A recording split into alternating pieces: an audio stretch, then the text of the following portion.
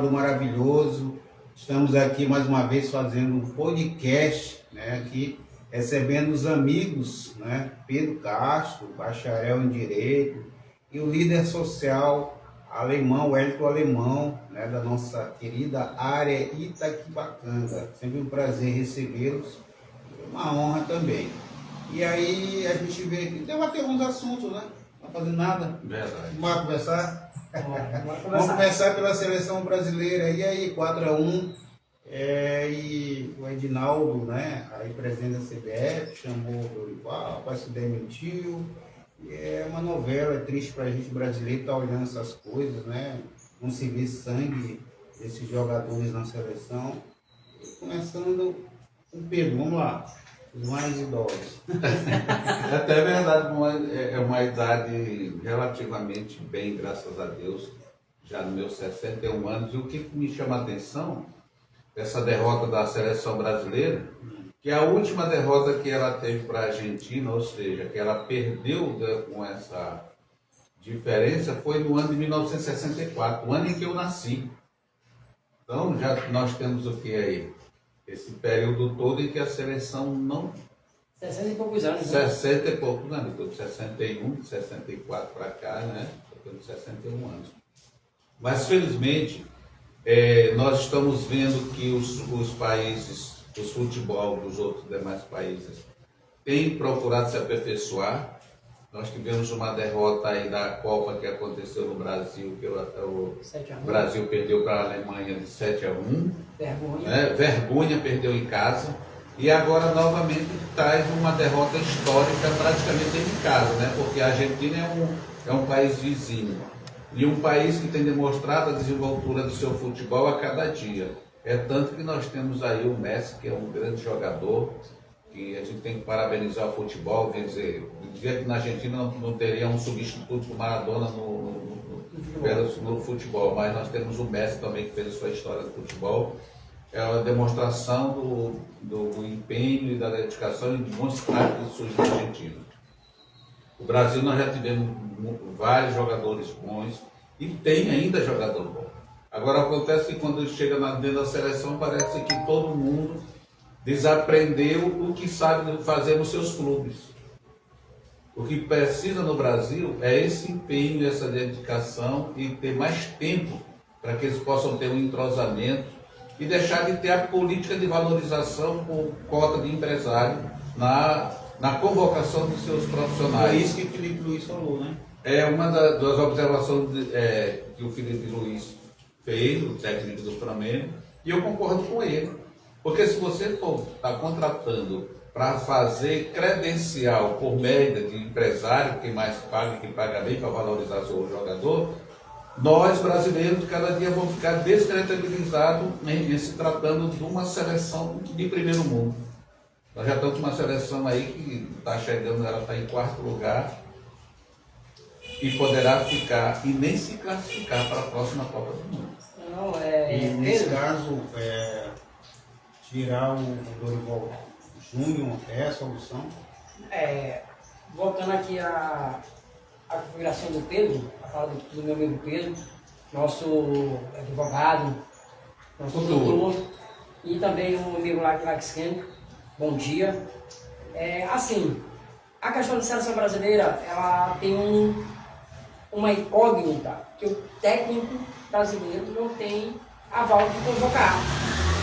Quem convoca a seleção hoje é empresário. A empresário entrega 30 nomes para 50 nomes, 60 nomes para a CBF e o treinador tem que cumprir aquilo ali. Foi a fala do Felipe Luiz. Ele não vai sair do Flamengo, que tem uma autonomia, para ir para a seleção que ele vai convocar quem eles mandam. Hoje a dificuldade da seleção brasileira é essa. Quem manda no futebol da CBF é empresário. Então a preocupação que a gente tem depois de 2002 para cá, a gente não tem um camisa 9 e não tem um camisa 10. O camisa 10 é aquele que articula, que faz a jogada, que entra que num lance faz um drible e bota o atacante na cara do gol. Não se tem mais, entendeu?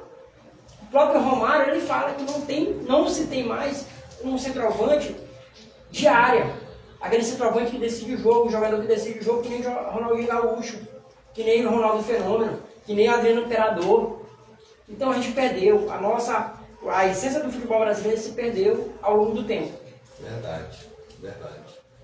Essa tua observação é lógica, porque a cada dia que passa nós estamos observando aí que os jogadores... surgiu um garoto, esse garoto foi embora. Esse garoto vive sob os cuidados do empresário. E quando eles vêm para o futebol brasileiro, ou seja, para a seleção, você vê que eles não vêm com a mesma determinação para uma divisão de bola, para um ataque, não vêm não, eles vêm com cuidado de não se machucar para que não seja penalizado no seu Para voltar para os seus clubes. Entendeu? Voltar intacto. Enquanto, se alguém se destaca na seleção, esse é mais valorizado ainda. Eu acredito o seguinte, não tem mais amor pela camisa, pela pátria e respeito pelos brasileiros. Essa é a realidade. Isso é grave porque você vê uma situação dessa, né, brincar com o sentimento do Brasil em vez de procurar serem heróis. Teve também, a gente está falando isso porque existiu o processo nesse negócio de jogo das bets, né? Sim. E onde caía o cartão vermelho, amarelo, Sim. E aí as apostas, aí é ridículo. E a paixão nacional, como é que fica? É assim, Alex, depois que surgiu essas apostas nacional, bets, essas apostas acabou com o futebol. Porque hoje os próprios jogadores se corrompem, se vendem para dar um resultado diferente, entendeu? Um resultado que valorize a quem tem de interesse, que é milhões, é dinheiro rodando, pessoas que acreditam, pessoas populares, pessoas que morador das comunidades que apostam no resultado e o resultado ele é criado pelos próprios jogadores, entendeu? Isso é ruim. Depois que surgiu essas apostas, a vinda do VAR é louvável? Mas também acabou com o futebol. Pedro, eu quero que tu me entenda, Pedro. Antes do VAR, o futebol era mais disputado, mais pegado. Hoje o VAR ele trouxe um benefício, mas também trouxe uma coisa, um bom benefício. Isso. Porque qual era a essência do futebol? Era o erro da arbitragem, era a discussão, se foi pênalti, se não foi pênalti, se não foi impedimento. Hoje não, o VAR ele toma de conta do jogo. Ele define quem é campeão e quem não é campeão. Verdade, verdade. É complicado. É complicado porque deixou, como foi citado, deixou de ter a essência do jogador ter a garra para ele se estimular e fazer e vencer. A torcida, você vê os torcedores hoje estão ainda brigando, se degradando, tanto dentro quanto fora do campo, exatamente por esse estado de insatisfação. Porque eles vão acreditando que pelo potencial do time poderia ter um resultado melhor, lá dentro do campo acontece o que podemos considerar uma fraude no futebol. E isso é grave porque perde a essência exatamente do que seria para que o cidadão, pela sua capacidade pessoal, dar um resultado positivo. Você hoje está sendo fraudado para poder ter um resultado. É assim, Pedro. Então, Alex, e quem vai ser o técnico? Assim, que vocês sugerem? Antes de eu falar a questão do técnico, aquela questão da discussão do futebol que era gostosa depois do resultado, não, o juiz roubou, fez um lance errado, não se tem mais porque tem um VAR. Então, assim, o que eu acho? Quem seria o técnico da seleção brasileira? Na minha opinião, hoje, se a CBF diz assim, ó, fulano, tu vai ser o técnico, tu tem livre-arbítrio para fazer o que tu quiser. Para mim, hoje, Felipe Luiz, pelo trabalho que ele tem feito pelo Flamengo, que ele saiu de uma base, do sub-15, sub-20 para o profissional, ganhar vários títulos rápido, com um futebol gostoso de se ver, um futebol que marca a sua pressão, tem o domínio da bola, seria o ideal. Mas o que eu acho, hoje, para arrumar a seleção brasileira, tem que ter um cara que tem peito, um cara que tem coragem, que tem experiência, que seria, para mim hoje, o técnico do Real Madrid. Para mim hoje, o técnico do Real Madrid. Ou o técnico do Manchester City, o Guardiola. Porque é um cara que tem nome e tem peito, para peitar o empresário, para peitar o sistema que a CBF tem. O que acontece? O Edinaldo foi eleito por unanimidade. Ronaldo Fenômeno queria ser candidato a presidente da CBF, mas não teve apoio da federação. Por quê? Por causa da mamada. por causa daquela questão da financeiro. Financeiro faz tudo. E isso ia acabar. Se Ronaldo assumir a CBF, ele ia dar livre-arbítrio para o treinador e convocar quem acha de melhor no futebol brasileiro. Existe um monopólio, né? Na presidência, a E para reeleição da você, qual presidência. candidato? Olha, eu Treinador. concordo com o alemão nessas observações, porque eu vou lhe dizer, o que está ocorrendo no Brasil, não é que chamamos que as pessoas, os brasileiros, não são capazes, mas tem que ser técnico que venha para o Brasil, ou brasileiro, que se furte da questão da subordinação. Porque se ele ficar subordinado aos empresários e jogadores, vai dar no mesmo que nós temos aí, talvez até seja pior. Nós tivemos aí, eu ouvi aí o comentário do Davi, as pessoas acharam que ele está querendo ser o garoto bambambam do momento. Mas não é a realidade. Ele vai sair de uma coisa que ele tem autodomínio de comando para ser subordinado. Imprimindo resultados, né? Porque tem comando, tem voz de comando, tem voz de aceitação. Aí ele vai para uma situação que ele vai ser manipulado, ele vai ser obrigado a aceitar o que quer. Só vai ficar no resultado que nós temos os demais técnicos do Brasil que passaram. Todos aceitaram e caíram na decadência e estão sem espaço de mercado. Então, por que está se buscando um técnico de fora? Está se cogitando? É exatamente porque mataram os brasileiros na subordinação. Então, por mim, eu concordo com a sugestão dele. Eu, da minha opinião, para mim, o Davi Luiz está ótimo, numa ascensão, Felipe Luiz, desculpa, uma ascensão muito grande, mas para mim, vale experiência, vale peito, coragem, para mim tem que ser Rogério Ceni. E aí fica a critério por conta de toda a história. Foi artilheiro, goleiro artilheiro, uma vida longa no São Paulo, já treinou, já foi campeão aí, eu não sei se foi no Fortaleza, não lembro. Enfim, para mim também tem experiência e deveria ter uma oportunidade, mas o Felipe Luiz está no caminho e vai ser o treinador futuramente da seleção. Sim. Passando de esporte para política, o Brasil, direita, esquerda, o Brasil... Direita da mesa, né? Da mesa, de esquerda da mesa. Vamos rapidinho aí, 10 minutos, conversar sobre a política. Pela primeira vez aconteceu aí, né, um ex-presidente Villarreal por crimes contra o Estado Democrático de Direito. E aí o Bolsonaro falou, inclusive participou aí da audiência, onde formou-se turma para escutar a denúncia da PGR e logo após o relator Alexandre de Moraes, né, baseou em todas as evidências, delação, vídeos, fotos e também o 8 de janeiro, que foi evidentemente crucial. Você não acha que eu acredito que Bolsonaro pegou muitas balas ao longo da sua trajetória como presidente, mas duas coisas também que eu acho, é a minha opinião, deveria ter passado a faixa, ter permanecido no Brasil. Essa história de ir lá para fora na minha opinião, antidemocrática. E tem que se respeitar quem ganhou a eleição, enfim. E isso tudo ocorreu no dia 8 de janeiro. É uma situação difícil, complicada, cabe agora a presunção de inocência, né? Os advogados aí vão defender toda essa questão.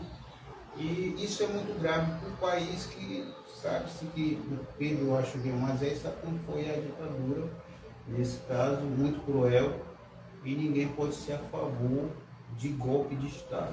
Se vai acontecer ou não, a gente não está aqui para vitimizar ninguém. Porque Lula teve a questão do MST, teve a questão, foi julgado, passou um ano e pouco na cadeia, foi inocentado. Mas a gente está aqui para discutir a nossa parte enquanto cidadão. Eu não quero ditadura. E você? Olha, eu falo assim que sobre 1964, lá vem a parte da ditadura, né? Nós tivemos esse período. E no ano de 1982 eu fui para o Exército, fiquei uma fase no Exército e lá a gente se preparava para um futuro confronto caso necessidade, né, porque estava em plena ditadura. Eu nunca participei de nenhum movimento nesse período de agressão, depois a gente tinha aquele trabalho, porque militar, né? E até hoje eu tenho, ainda posso dizer, conduz comigo muito da disciplina que eu aprendi no tempo de militar. Mas quem tinha mais experiência e mais vivência, que eu também vinha do interior, e nesse tempo a comunicação para nós, você sabe que não tinha televisão, praticamente, né? A televisãozinha daquela quadradinha de preto e branco e tal, e não tinha a cobertura que nós temos hoje, os meios de comunicações que nós temos hoje. E se trabalhava muito no que vi no boca a boca. Eu me lembro até que ainda fui convocado para participar com uma comissão que ia para, era naquela tempo da guerra do Vietnã, e aí, mas se faz uma reflexão do que era a ditadura para o que é hoje, só o que eu vejo de contrário a tudo isso é que hoje nós temos liberdade com libertinagem, né? Naquele período tinha um controle social. Hoje nós não temos isso. Nós temos uma situação que todo mundo é todo mundo faz o que quer, todo mundo acontece o que acontece. E está morrendo mais gente do que naquele período. Então isso é triste, é lamentável. A democracia, ela deveria tratar o cidadão com mais cidadania, não com libertinagem. Bom, quanto esse momento que nós temos um ex-presidente sendo indiciado, sendo o primeiro ex-presidente sendo indiciado por crimes, do qual comentam, né, mediante análise, eu não tive acesso ao processo, eu vejo A e B e tal, e poucos menção lá do relator do processo, e a gente, quando está de fora, não faz parte, não leu na íntegra o processo, você vai acompanhar o que falaram. Mas eu acredito que dentro de lá tem coisas que podem ser contraditas em relação do que foi questionado, que foi pontuado, né, pelo relator e também pelos demais membros da primeira turma. Eu achei uma pequena falha, eu assisti, já acompanhei, não, porque eu na verdade, eu estudo muito direito constitucional, no direito criminal, eu sou bacharel em direito, e eu achei uma pequena falha da defesa não só do ex-presidente Jair Bolsonaro, Por dizer que não teve acesso, né? E assim, não, eles pediram só a inocentação, mas ninguém pontuou, Provas. alegou a divergência das provas, das alegações do relator. Só pediram a inocência dele. Talvez seja por o seguinte fato, no máximo até 10 minutos, às vezes é 5 minutos, 10 minutos, para que o advogado possa ter o direito de uso da fala. Anulação do processo. Dentro de uma sessão daquela. E no decorrer do processo, eu espero que os advogados possam se manifestar pontuando realmente por que ele deve ser inocentado. Mas fato é que para o Brasil no todo, não é bom. Sabe por que não é bom? Nós tivemos recente, essa história não está muito longe, de 85 para cá não está muito longe da democracia.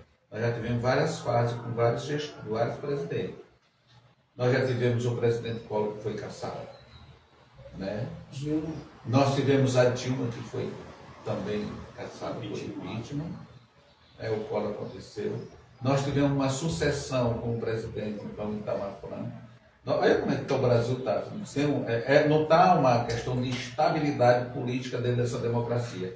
Nós tivemos o presidente Tancredo Neves que morreu, o vice-presidente que assumiu. Um risco, né? Porque ninguém sabe qual foi a causa da morte, até hoje não foi inexplicável, né?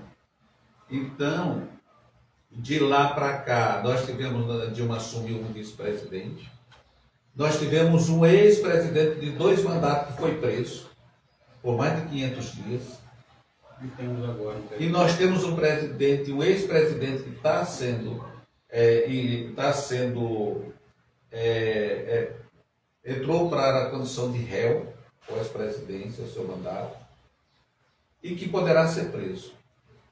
Porque a formação do que estão vendo as alegações, a consistência, não posso dizer que são verídicas, tudo, até porque, pelo que eu entendi, pelo tempo que passei no militar e como seria formado e como eu entendo hoje dentro da base constitucional, para que você pudesse ter um golpe de Estado, você teria que ter o comando e a aceitação dos comandantes das Forças Armadas ao seu lado, chamando esse pessoal para que esse pessoal pudesse afastar e destituir todo o Poder Judiciário, todo o Congresso Nacional e a manutenção do seu representante como presidente. Então nós não tivemos nada disso.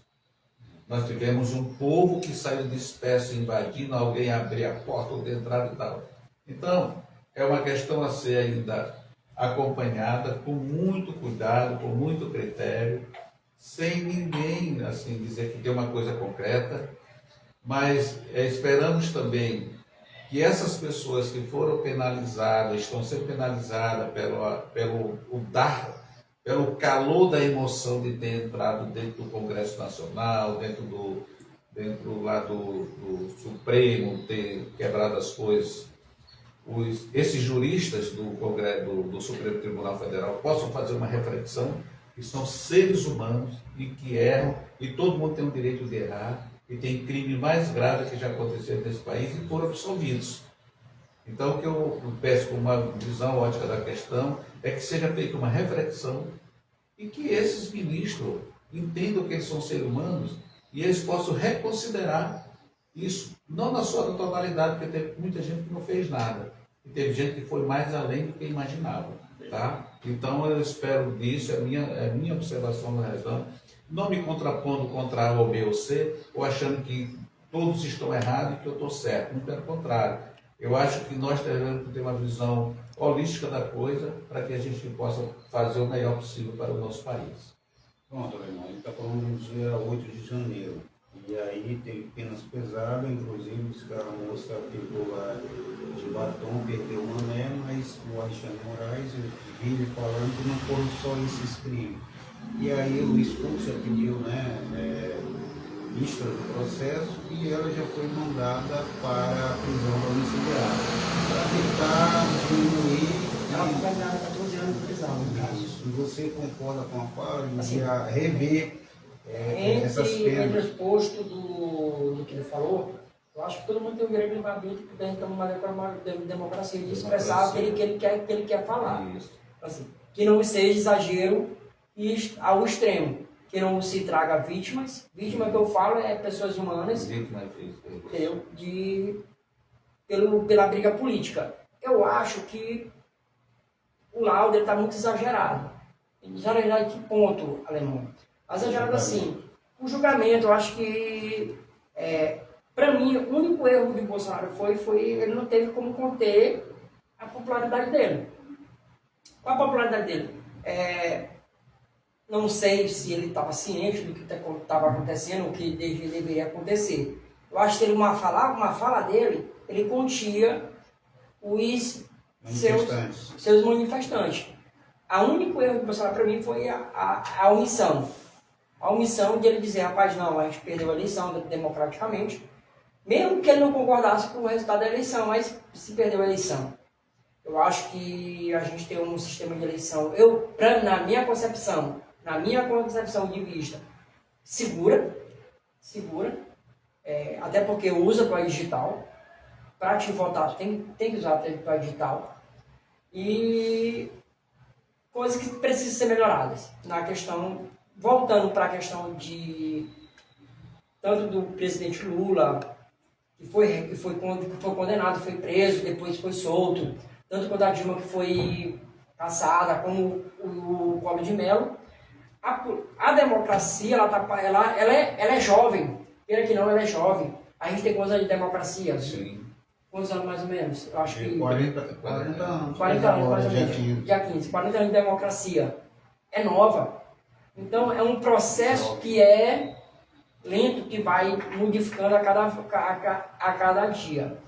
Mas para a gente fazer uma democracia legal, boa, a gente tem que mudar. Qual é a mudança? A mudança dos caras que têm 4, 5 mandatos de deputados federais, deputados estaduais, vereadores. Tem vereadores que estão caducos no poder. Entendeu? Eu acho que a mudança para a democracia é a alternância do poder. Renovação. A renovação. O que a gente vê? Que os caras se perpetuam no poder, que tem pessoas que têm deputado federal, eu não vou citar nomes, entendeu? Mas tem gente que tem 4, 5 anos de deputado federal. Mandatos. Multiplica aí deputado federal com 4 anos de mandatos. Cada um com 4 anos. 4 legislatura, por exemplo. Né? Pois é. 20 anos. Então, assim, para a gente ter uma mudança flexível para o país começar a crescer realmente, é a gente igualar, fazer uma lei, ou fazer quem é a favor do povo, limitando o tanto de mandato, entendeu? Senador, 8 anos. Senador, 8 anos. 2 mandatos é 16 anos. Tem senador que tem 4 mandatos. Pois é. Então, assim, para vereador, para governador e para presidente, só 4, uma eleição, uma reeleição, por 8 anos. Um senador pode ser candidato quantas vezes quiser. Eu acho assim, só uma parte alemã, até assim, a presidência da República, como é o Estado maior, deveria, nós temos uma situação igual aos Estados Unidos. O presidente alcançou 2 mandatos, ele não pode mais ser presidente. Pois é. Entendeu? Seria o suficiente. Talvez nós teríamos aí mais uma estabilidade. Tanto de democracia. De democracia e respeito pela nação. Então, assim, o que eu acho? No atentado de 8 de janeiro, teve os seus exageros? Teve. Mas um presidente ou ex-presidente, no caso, não tem um controle dos seus manifestantes. Entendeu? Concordo com o mas para mim o erro dele foi o silêncio. Para mim o único erro foi o silenciar dele. E para mim, durante o mandato dele, só voltando para o mandato dele, para mim foi algumas palavras deles que desnecessárias, que ele foi mal assessorado, junto com sua equipe de assessores. Perfeito. Bom, gente, para o bate-papo de hoje, eu queria aqui agradecer muito os parceiros, irmãos de luta, a gente fazendo esse podcast, e queria que você decifrasse aí, pode ser em Camões, os dias, suas considerações finais. Agradecer seus amigos. Olha, eu não vou cifrar em nome de nenhum desses intelectuais aí, né? Mas eu vou fazer do meu próprio modesto conhecimento. Nós frisamos aqui o nosso período de democracia e os acontecimentos mais recentes do Brasil dentro desse período. Eu quero, assim, pedir, hoje eu peço para as autoridades, tanto para senadores, deputados, membros do Congresso Nacional e do Supremo Tribunal Federal, que hoje julga esse caso, e já julgou também, né, outrora, o caso do presidente Lula, que nós não podemos fazer, e peço que a gente faça o que for possível para que o Brasil não caia numa discrepância como no cenário tanto interno como no cenário externo. Porque nós, em função de tudo isso, nós estamos sofrendo sanções dos Estados Unidos, por exemplo, que não vai só prejudicar o governo federal, mas sim com toda a população, principalmente os empresários e aqueles funcionários dessas empresas que necessitam. Né? Essas sanções contra o Brasil não é boa, só tem a perder ao Brasil e à população brasileira. É isso que eu deixo de observação. Qual seria a minha sugestão? Tem sugestão? Tem sugestão. Para que possamos viver no mundo que nós estamos hoje, um mundo interligado pela tecnologia, que uns fatos hoje não são mais omissos, todos eles vêm a público, é que possamos fazer o melhor para que não sejamos o melhor, seja um país de referência no mundo, uma população de referência no mundo. Não deixamos que as coisas, ou por A ou B, por interesse de A ou de C, possamos assim deixar a nossa população numa situação diz desconfortável. Essa é a realidade, desconfortável. Vai ser desconfortável quase em todos os hipóteses, né? Assim, eu te agradeço mais uma vez, agradeço a Deus por a oportunidade, nós estamos aqui fazendo esse debate, que é um debate teológico, é um debate necessário.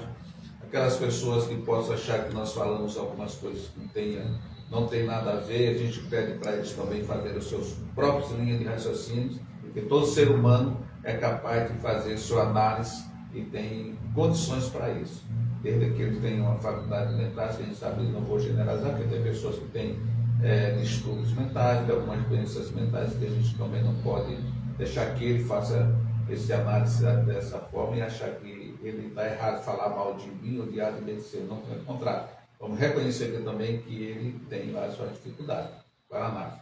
Mas a análise melhor é que cada um faça o seu campo de raciocínio e traga a sua ideologia e possa fazer o melhor entendimento para que o nosso país viva em paz e harmonia. A melhor coisa que tem é a capacidade de se indignar e debater assuntos que também nós fazemos parte da democracia. É o que nós estamos fazendo. Você, qual é o poema que você vai falar aí para o seu público? Eu não vou citar nenhum poema, eu vou só citar aqui uma frase de Loreto. Só lutar muda a vida. Agradecer aqui o amigo doutor